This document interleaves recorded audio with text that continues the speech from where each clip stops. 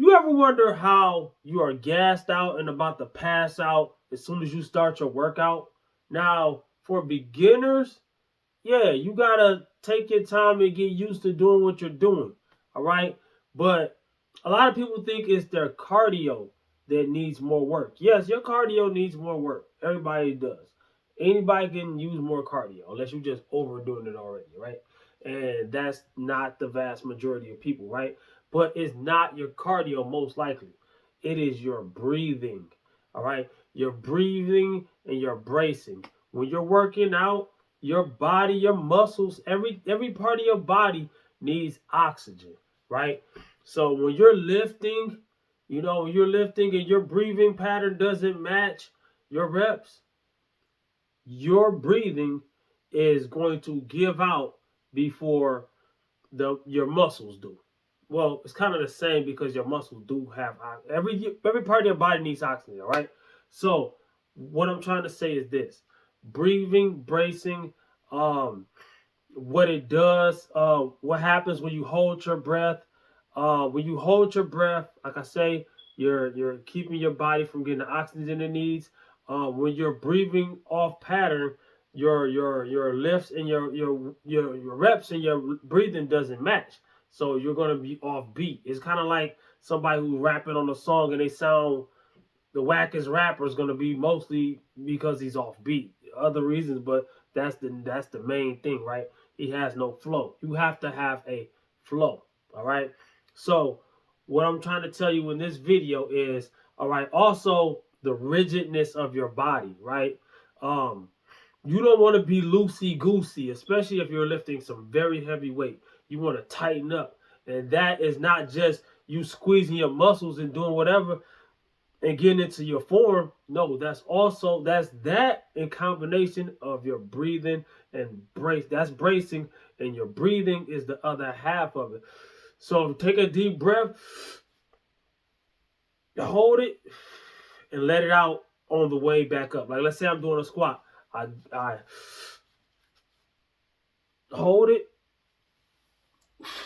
release it as I'm coming back up. Same thing with a bench press, and I almost fell right there. Same thing with a bench press. That's it. All right. If your breathing and your bracing and your reps do not synergize, you're going to de-energize. Who I should be a rapper. Yo, I want a burger and some fries. Do you realize I've been at Five Guys and listen. Chilling like a mad villain, throwing destructo, disc quite really making a pen on the ceiling, feeling you feeling penicillin. I can rap though, but that's besides the point. I'm not whack at rapping because I have a flow. I can move my hands in which way do I go. You gotta be able to do that, bro. Whether it's rain, sleet, hail, or snow. You already know what channel you on. This rapping time. Like and subscribe. Alright, so breathing and bracing.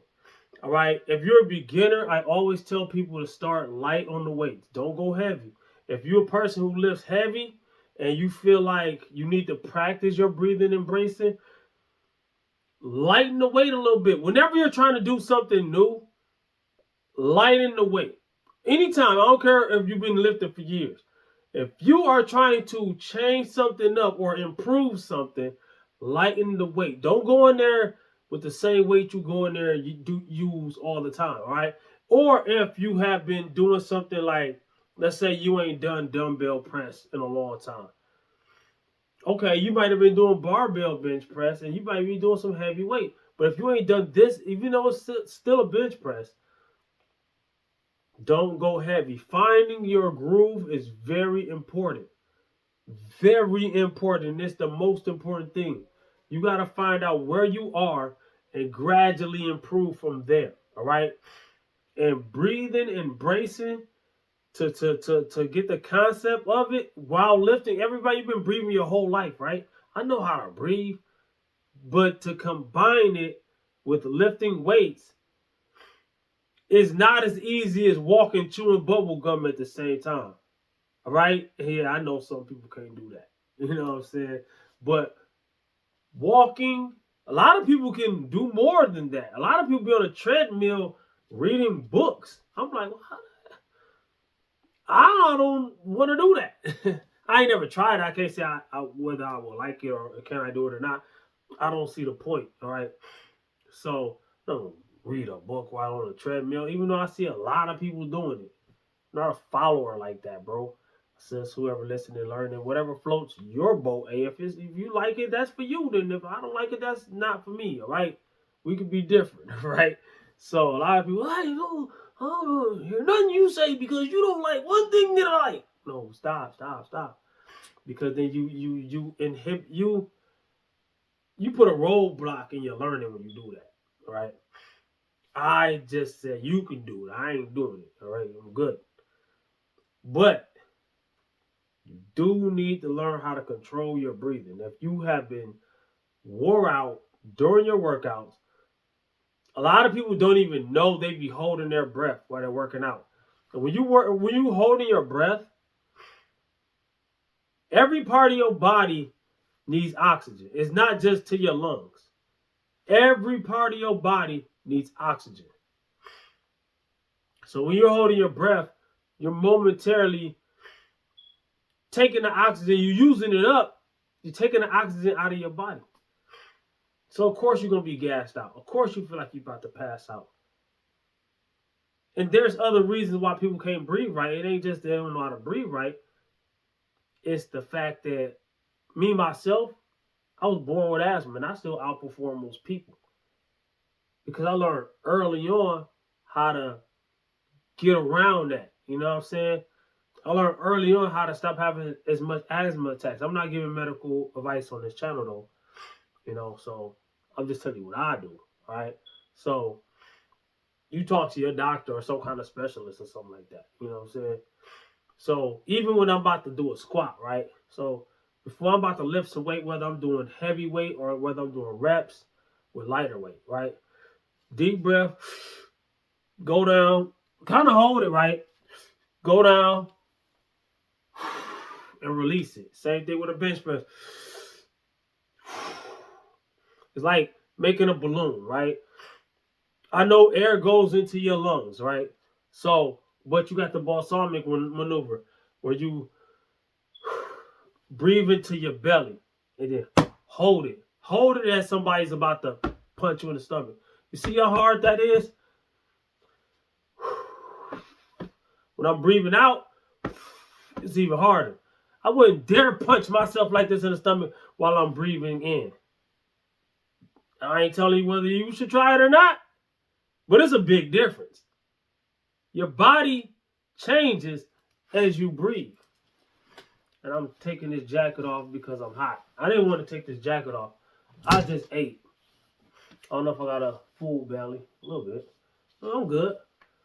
Why are you so... I'm cutting, all right? So when I start cutting, when I'm bulking, I don't even care. I'd be like... But then when I start cutting, I start getting... It's kind of mental, all right? Until you're done cutting, not everybody goes through this. I'm just being honest. It kind of gets to you. When you're not there yet, it's like this, man. I'm going to explain cutting real quick for me. All right? Anybody who has ever driven a long time, let's say you drove 3 states away. You're hours and hours and hours away from home. Going there, if it's somewhere fun, you might enjoy yourself. Got the music on. And I ain't speaking for everybody, but for me, on the way back, sometimes, man, I don't know. I've been damaged by long, very long drives. So it feel like I'm not going to get there. It's just, even though I know I am, yes, things can happen. God bless, you know. Same thing with dieting, all right? I know exactly how I'm dieting. I know exactly what I'm doing. I'm not a newbie. I know exactly what to do, how to do, so I know it's going to work, right? But until I'm all the way there, and I know y'all looking like, you ain't even fat, bro. But it's a difference between being lean and not fat and being shredded, all right? So it's levels to this. So I'm getting to my shredded summer physique before the end of June. Definitely more into it the beginning of July. Then my birthday is August, so I gotta hold on to it. I don't have to. I want to. All right, so A lot of people try to puppeteer your fitness. Like, hey, what you should do is no. This is my fitness journey. All right, so it's like a journey, right? So getting back to your default setting, or if you like to be a guy, a lot of guys like to bulk. A lot of guys like their bulking physique more than they like their cutting physique, and sometimes they just cut just to see if they can do it or see where they're at, and then they get back to their bulking. Now I couldn't imagine. Well, yeah, I can. In the gym, performance wise, I can imagine that feel like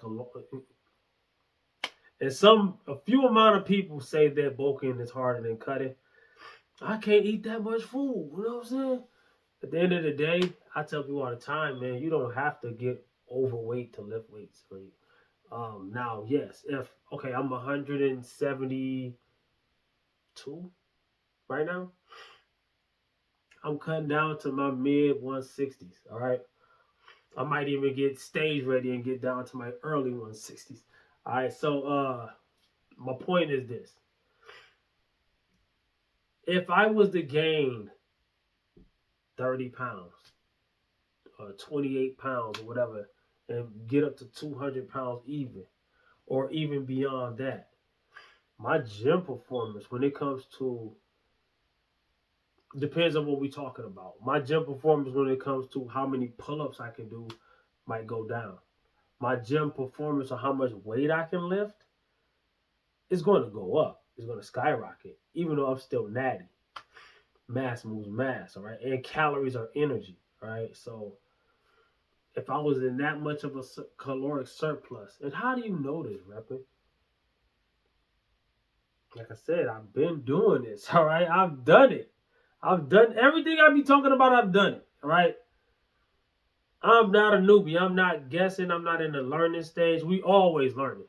But I'm just saying I'm not trying to figure it out. I already know. You know what I'm saying?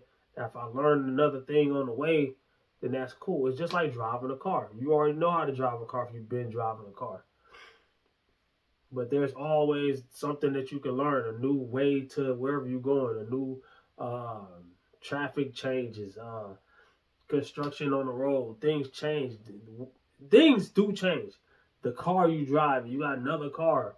This car has more features. That car has that. There's always a learning curve, right? So, how the car controls, what gas, are you using flex fuel or whatever you call it, hybrid? Did you go electric? It's gonna be always a learning, no matter what you're doing. All right. I tell people all the time, and this might sound crazy. You never know everything about anything, even if you invented it. Like I just said, the car, right?